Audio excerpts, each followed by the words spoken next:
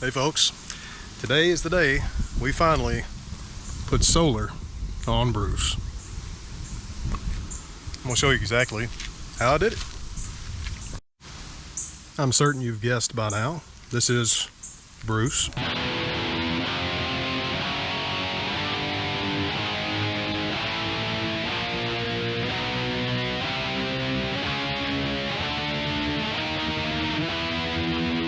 My 5th gen Toyota 4Runner TRD Off-Road Premium. These are Lensun Solar's 60 watt 3-piece or 3-panel solar panel system, and I love it. Before we even get going, folks, 2 things you desperately need to know. The first one is, this is the 3rd time I've attempted to install these, or at least begin to install them and do the video. Finally got it done today. The reason for that being, if you'll notice, these have little vinyl protectors underneath each panel. That's to protect the finish of the vehicle, give these something really sturdy to adhere to. Me, being the cheap bastard that I am, actually had some of that material. I can't even remember what I was using it for, but I had some of that, and it turned out I was trying to save a little bit of money because the pre-cut vinyl decals from Lensun Solar, they're $72. I thought, Adam, you're not spending $72 on that when you have it already. You can cut it yourself. Folks, don't do what I did. Spend the money, get it. It's 10 times worth it in terms of, one, the actual price isn't that bad. You have to have at least 5 feet of this stuff, 5 square feet of this stuff to cover these panels. That was going, I think, 40 something on Amazon. I'll put it up here if you want to even look at that. And of course you go through the trouble of cutting this, and it's just a pain, and I wish I would have went ahead and just bought it the first time. So yeah, I would highly recommend getting the pre-cut vinyl panels from Lensun Solar. The second thing, when you are dry mounting these, when you're trying to see exactly how they're going to fit on your vehicle, don't do what I did and drag them across the hood, because these are made out of silicone. It's essentially a type of flexible glass. Glass, as you probably know, extremely hard substance.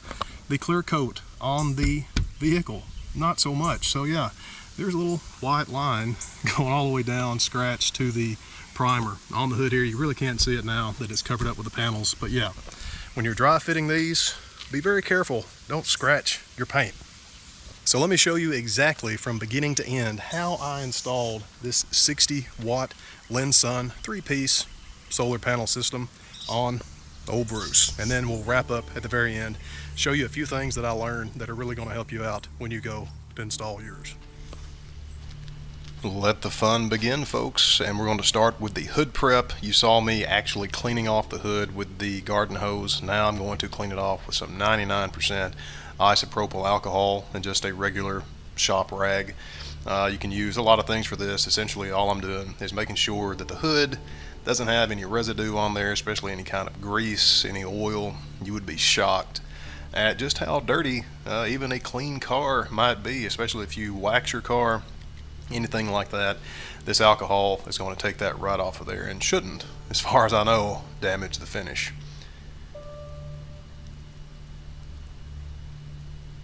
The next step, of course, is going to be actually installing these little vinyl decals. It can be a little intimidating. Don't let it scare you too much. This was the first time, folks, I've ever done anything like this, and as you've seen, it all turned out okay. There's just a few things that you want to keep in mind. The first off is, I think I mentioned this later on, but unfurl these vinyl decals before you put them on the vehicle. Leave them undone for about 10 or 15 minutes. It really helps them flatten out, and it's going to make your life a lot easier. Now you'll see here, this was a point of extreme chaos for me, and there was no reason for it to be. It was just me being really uptight with my thinking. These vinyl strips, these panels, are directional. For whatever reason, it just didn't make sense the way that they were laid out when I put the panels on there. So you'll see me going back and forth, being absolutely certain before I stick these things on there that it is for the correct panels. So again, make sure each of your vinyl decals is for the correct panel of your system.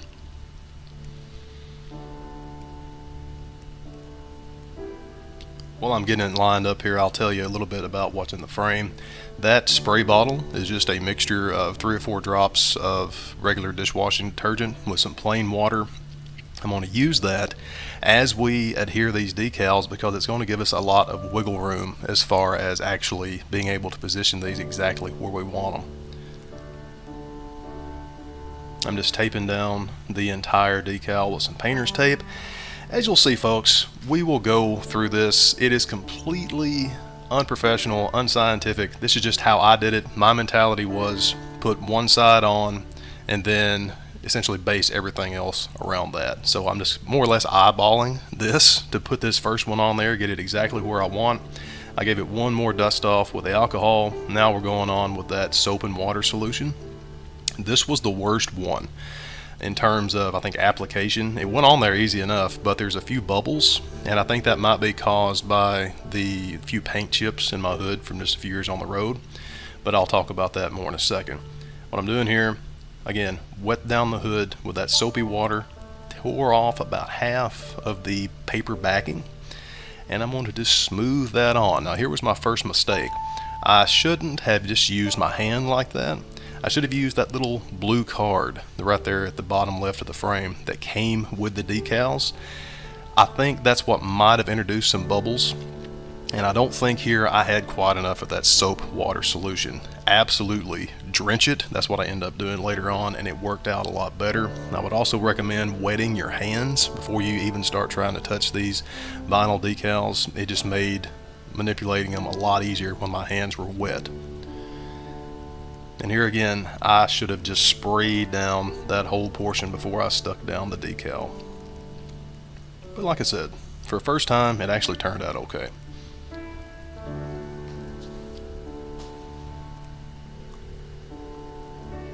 Giving the surface another little wetting with the soapy water, and now I'm going to take that little blue smoothing card, I'm sure it's called a squeegee, with the felt end first and squishing out all the air bubbles, at least hypothetically.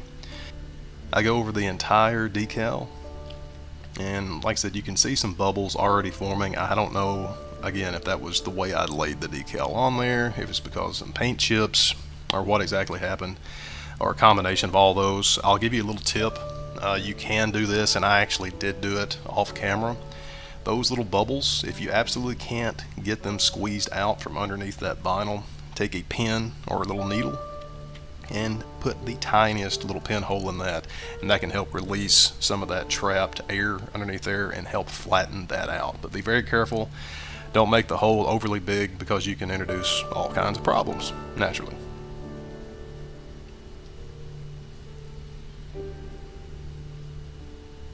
Still trying to squeeze out those air bubbles.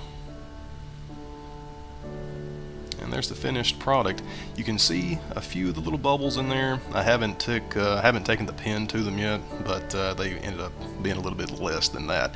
Now, the real science begins. Like I said, folks, even now, I can't even precisely tell you what my logic was with this. I just measured from the side of the hood and then more or less used the lines on the tape measure as a sort of rinky-dink protractor to help get the angles, and then again essentially eyeballed it compared to that other side panel, which I am freakishly good at. I'm not trying to brag or anything. It's just one of those things I think I gained from being completely mediocre my entire life. I just can eyeball things pretty close. Don't pay any mind to that painter's tape. That was a failed experiment to get them lined up. I ended up just completely not going by that. So I have these essentially lined up. I end up tweaking it a little bit more, and now we're getting ready to actually apply that other decal to the passenger side. Same process as the driver's side, cleaning it off with some alcohol first. Be sure it's nice and clean. And I'll add, folks, look how beautiful that finish is on Bruce. That's probably the cleanest that paint has been in years. Yeah, kind of proud of it. I guess I'll have to give the whole thing a washing here, but I digress. There was still a lot coming off of there, so I just gave it another treatment with alcohol. And now we're wetting down that side with the soap and water solution. You'll see, went a little bit further with it this time. I put a lot of soapy water on there, and I think that really helped. Still hadn't realized I should probably wet my hands yet. And you'll see I sprayed the underside of the vinyl on this one too, so I think that really helped out a lot. So we're getting it started, and you can't see the painter's tape is again at the bottom, the front end of that decal to help hold it in place. And now I'm just smoothing it out with that squeegee this time, and this had 0 bubbles. This one turned out much better. I'll mention as we go here, I did this completely on my own. I didn't have anybody helping to hold anything, didn't have an extra set of hands. I think that would have helped. I'm just used to doing it this way. That's what happens when you alienate people your entire life. But the reason I say that, I'm not sure if I would prefer somebody helping me or not, because there were some times to where it was just another set of hands might not have helped, but another set of eyes might had, to where I could, when we get to actually putting the panels on there, to have somebody standing back from a wider perspective kind of directing me. I think that would have helped out quite a bit. But all that to say, you can do this obviously on your own.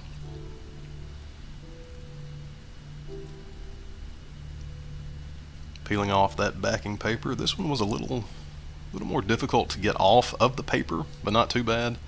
So I just smoothed it out as I went, again with that little blue plastic squeegee. And now I'm just going to squeeze out the water and the air bubbles. And like I said, this one went on absolutely silky smooth. There was only one little spot, I'm not sure you can even see it in the video, maybe you can, I think right there on the corner. It just didn't want to adhere down, but it eventually just fell back down. And here we go with some more science. It was actually easier to put the central panel on than I thought it would be. I measured from the edge of the panel to the edge of the hood. It was about 23 inches on mine, so I just essentially got it centered up where it was 23 inches, or at least equal distance from the passenger and driver side of the hood. I marked it with painter's tape because I'd saw some people doing this, but then I realized, and I'm not telling you don't mark it this way, it's kind of a good way to keep it at least somewhat positioned, but the decal is bigger than the panel, so it's really pointless. I mean, as far as practicality goes, to mark it this way. I ended up going completely genius here. That is a little earplug, used earplug I found, and I put it right on a little spot inside the dash of this 5th gen 4Runner that is perfectly centered in the middle of the vehicle. And then all I did, like I said folks, brace yourself for this, I just moved that decal around till it got centered up right with that little earplug. And for whatever reason I forgot to tape the decal down when I was putting this down. I think that would have solved a lot of problems. Just one of those things completely escaped me. So here we have the same process again, cleaned it with alcohol, wet it down with that soapy water, peeled off some of the backing paper. This one was a little stubborn. Again, it was a lot easier than I thought it would be. The only problem was, I mentioned in the video, I'm 6'4", and this was still a stretch for me to get up to where I could see what I was doing, to see if it was actually level and centered. I ended up having to climb up onto the tire. You'll see that in just a second. That really helped out a lot to get that top-down perspective. But, and I'll say again, oh, there I am on the tire. Make sure, you can see this decal actually sliding on the hood. Make sure you put down a ton of soapy water here on this one, because you can see I almost mess up. I had to actually take it up and reposition it. If I didn't have all that soapy water underneath there, we would essentially have been screwed right here. So I keep wetting it down throughout this application of this center piece of vinyl. Again, I'm not an expert. I don't think you can get too much water. Somebody can comment that really knows what they're doing. Let me know if that's the case, but like I said, I don't think you can get too much, as you see here. It just really helped me position this, and I got it, dare I say, nearly perfect. We're very close with the vinyl, and that little earplug really did some work for us. So anyway, same process here. I'm getting it centered up, and once I'm reasonably satisfied, we get out the little squeegee again, get out all those air bubbles, and then I end up wiping this down Now you'll see in the instructions if you have these kits, of course I didn't do this, but it says at least recommended to wait about 48 hours after you put the decals on there before you put the panels. But folks, I'll tell you now, and you'll see later, I didn't wait and it appears to be just fine. So as we wrap up the vinyl decal, I'm assuming you call these decals, little vinyl base layers here, we're going to get ready to actually prep the panels themselves and install them. And I'm going to tell you now, this was probably the easiest part of the entire install.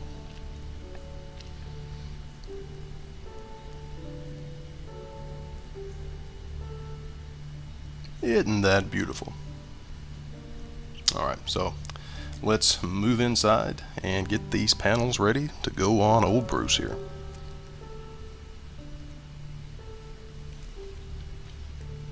Oh yeah, and I wanted to mention this. These are the little stickers on the back of each of the panels. Feel free to pause this because it gives you some of the particulars as far as their inputs, outputs, and their sizes.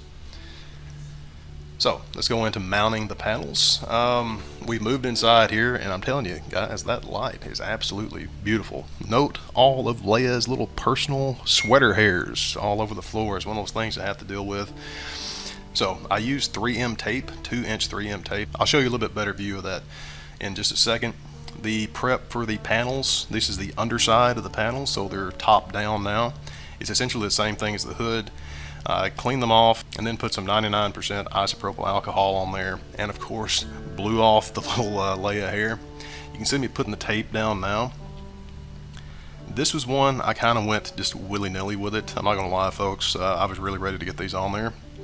So this is not going to be a beautiful tape job, but it is a functional one. I'll talk a little bit more about that in a second.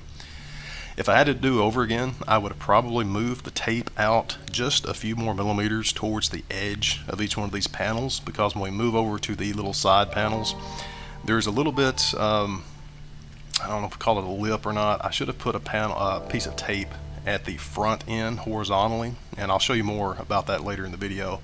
But yeah, the only thing I learned from this, definitely move the tape out closer to the edge, not over the edge of course, but I think it's going to make it a lot more solid. But folks, I'm telling you, if you've never used 3M tape before, these things are absolutely rock solid mounted on there, as you see here. And I think this was a 5-foot, something like that, strip of tape. Can't remember. I'll put it down in the description, the exact tape I used, but I showed you that just to let you know you will use a lot of tape when you're mounting these, probably more than you think, so get more than you need just to be on the safe side. What you saw there was just prepping off the vinyl with some isopropyl alcohol again. Doing one last dry fitment here. I don't have the backing paper off that tape yet, so we're just kind of centering it up. Again, this was probably the most finicky one to do because, again, I've never done it before.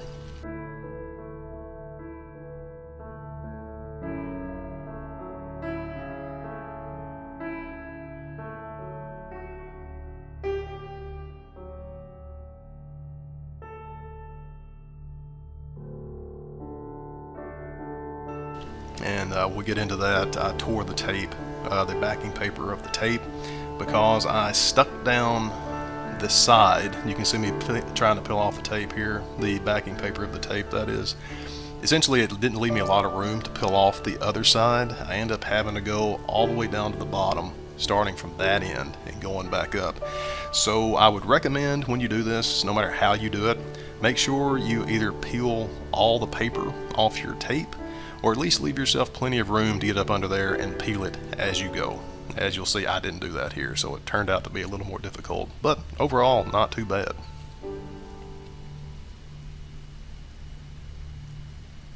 And you can see here the trouble starting with the tape. This one's not too bad, came off perfectly, but keep in mind, there's another strip of tape on that other side, and when this goes down, it gets very hard for me to get up under there.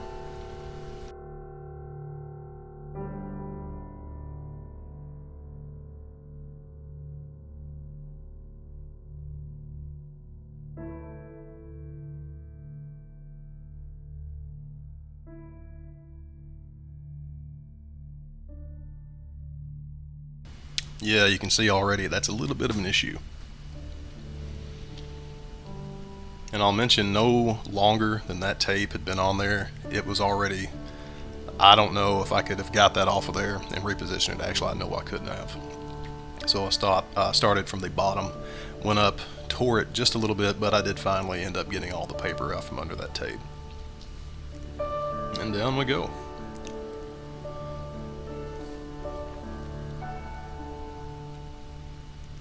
Right now I'm noticing that end that I was saying that I probably should have put a piece of transverse tape on there, but the idea, I'm going to talk about it a little bit more towards the end of the video. I wanted to have a little bit of ventilation running up under there.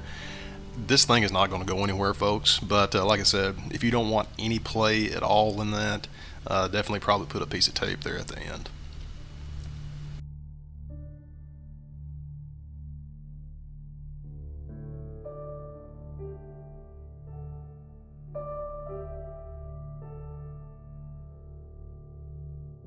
Learn from my mistakes with the middle panel here.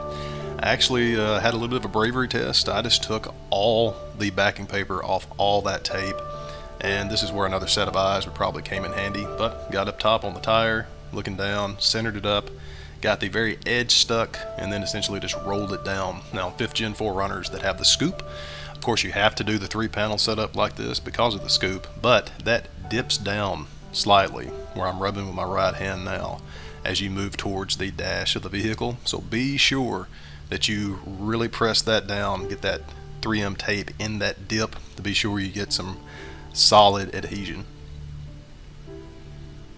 So there's the middle panel done. Moving on to the passenger side, you can see I pulled the tape, the backing paper off that tape so I can be sure to get a hold of it. This went on a lot easier than the other driver's side panel, just because I had figured out that I needed some room to get that backing paper off. But I think on this one, yeah, actually I'm certain I didn't. I still ended up tearing the paper, so be very careful with that. I ended up having to go to the top end of it to pull that off, but again, I ended up getting all that backing paper off and it went on there perfectly fine.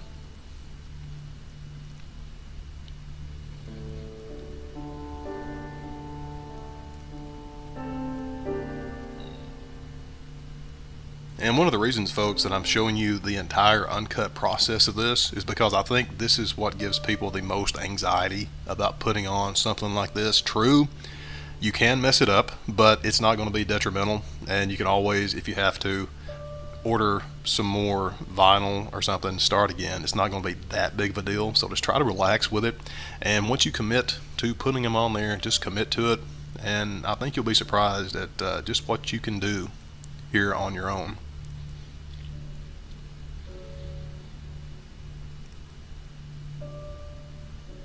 There we go.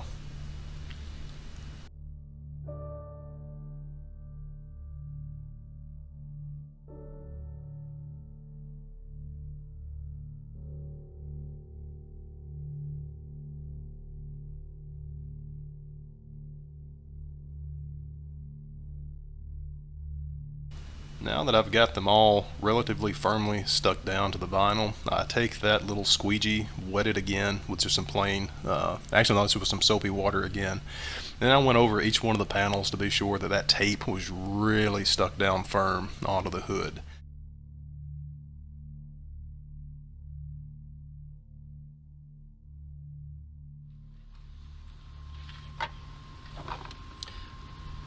So, with everything wired up, hooked up, ran through, ran down, as soon as you put in those wires to the solar controller here, it will immediately light up that quick. Now here's where things get a little slippery, because I don't know exactly where and how I'm going to rig up my secondary battery in old Bruce here to more than likely run my refrigerator. And just a rule of thumb as far as wiring up solar panels that have a solar charge controller, you want to have your charge controller as close to whatever battery you happen to be using with the solar panel array, because it's going to give the most accurate measurement between the battery, the solar panels, the load, everything. So it's a good idea to mount it as close as possible. I will likely have my secondary battery here But it's just as possible that I may move that inside the vehicle, put it behind the passenger seat. I don't know. All that to say, I don't have the secondary battery yet. So what I'm gonna do is just put some 3M tape on our solar controller here, pop that sucker over here by our crank battery, and then just wire up the solar to that one to keep it trickle charged until I figure out exactly how we're going to do the rest of old Bruce here.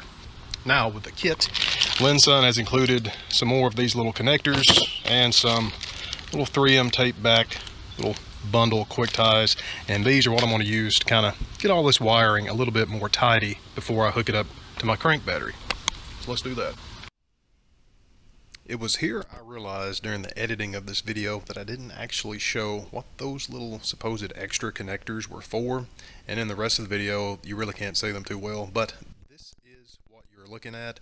These are what you're going to use to actually attach the solar panels in series to the solar charge controller. Basically all you do, there's 3 connections. Each one of those is going to go to a positive and negative wire running off each solar panel, and then that single connection is going to go to the positive negative connection to the solar controller.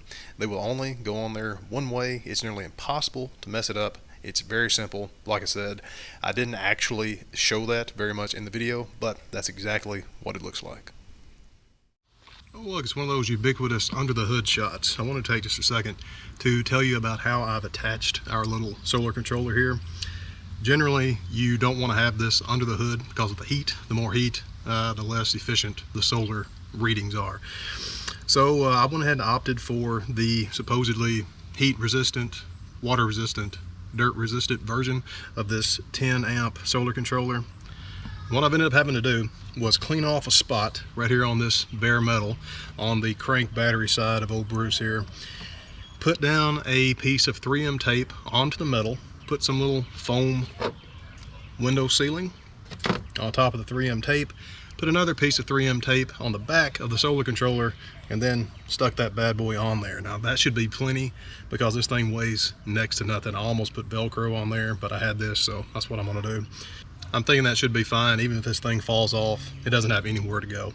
Now the reason I had to make more or less these spacers is because there was a little rise on the side of the metal of the 4Runner, and the whole back of the solar controller couldn't make contact with that 3M tape, and it just wouldn't work. So I had to kind of move it out. That may actually add a little bit more ventilation inadvertently and make this whole thing work just a little bit better. So I'm going to wrangle all these wires up and then tell you what I've learned through the installation here and some things that might help you out during yours. And since I adore you lovely people so much, I want to show you exactly how we're wrapping up this wiring here. I have 1, 2, 3, 4 of those little 3M tape little brackets. I alcoholed off the surface, stuck those on there. Comes with quick ties, I think 10 or 12 each of these. So you put the little bracket on, feed the quick tie up underneath, snug them up, and snip them off. So everything is nicely bundled. It actually helped me clean up, at least hypothetically, my ditch lights and my light bar wires. I just ran all those in with the solar cables here. So that's going from the solar panels to the charge controller, and I'm about to hook it up to my crank battery here. Once that's done, we'll have a little walk around, tell you some of the ins and the outs, and we'll wrap this sucker up.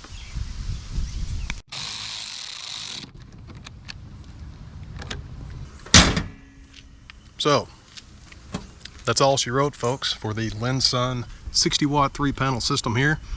Extremely easy to install. I think if I did it again, I could do it 3 times as fast. Again, I was doing it by myself. I'm 6'4". I still had to get up on the tire here to make sure I got this bad boy put on. Just a couple of nitpicks to mention. The first one is kind of on me. I probably would have put a little tiny cross section of 3M tape here on the side panels. They're definitely not going anywhere. My idea was it would leave a little bit of breathing room, especially going down the highway, to dissipate some of that heat. I don't know. Some people put a little bead of silicone around here. I might end up doing that. I don't think I will, because I don't like having that completely sealed off.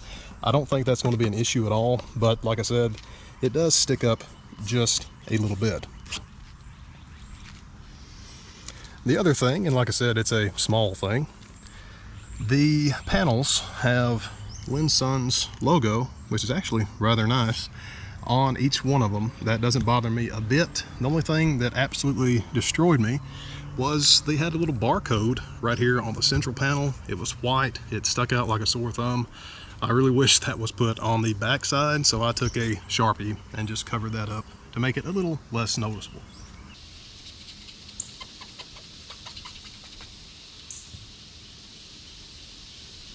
Aside from that, no real surprises. Just a few things to note, of course. Do it when it's not like today, very windy. It's going to help you out a lot. When you're putting those vinyl decals on there, unroll them for about 10 or 15 minutes before you put it on there, so they're not going to be so tunnely and cavey. It'll make it a lot easier to actually lay down. Of course, I implore you to use the soapy water system, kind of like I did here. It will help you reposition, and if I hadn't have done that, folks, this one would have been an absolute nightmare. Something I am going to do when we leave the camera here is take 3 bags of this mulch, put one on each of the panels to really squish those down, give a lot of pressure to that 3M tape underneath there to be sure we have a good bond that's going to last us, well, hopefully forever. And that also brings up something: don't drive on this. Of course, I'm gonna let it set overnight. I can't remember what the instructions say, but don't drive on this right after you install it. In fact, they even recommend waiting about 48 hours after you put the decals on there before you put the panels. I, of course, didn't wait, but I think it's gonna be just fine. But the more you know. So naturally, I will be adding more and more videos of me using these panels as I test them out over my time on the road, but I wanted to show you a quick little demonstration of how much power was actually coming off each one of these solar panels. That is, all 3 of the solar panels as a unit. So what I've done is hooked them up directly to my Blue Eddy, I think it's an EB70S, anyway, my big power bank here, and you can see I was getting around 23 to 24 watts of power coming off those panels. They were not directed towards the sun. I would consider that essentially bright midday sun, but they weren't actually at their optimum angle, if that makes any sense to you. That is an incredibly good efficiency. Most solar panels, you get 15-20% or so off red. And if you take that at 24 watts out of a 60 watt array, that's essentially 40% efficiency. Not too bad, if I could say so myself, for such a very small footprint set of solar panels. So yeah, good on you, Lensun Solar. And folks, I am not an expert on solar energy by any means, obviously, but if you have any questions about this, definitely put them down in the comments. Let me know what you think. If you run a system like this from Lensun Solar or any other brand, I would be thoroughly interested in how you feel about it. The big thing is, have you ever had it in hail? Has a hailstorm ever hit that? That's the only thing I'm worried about with this. Overall, it's extremely well built. I love it. It has a Bluetooth capability on the MPPT controller, but I don't know what the app is. And so I may email Lensun Solar when I go in tonight. And if I find out exactly what app to use for that to keep track of the power input and outputs on your cell phone, I'll be sure to post a link down there in the description as well. All right, folks, thanks a lot for being here. Yeah, as always, I can end these videos.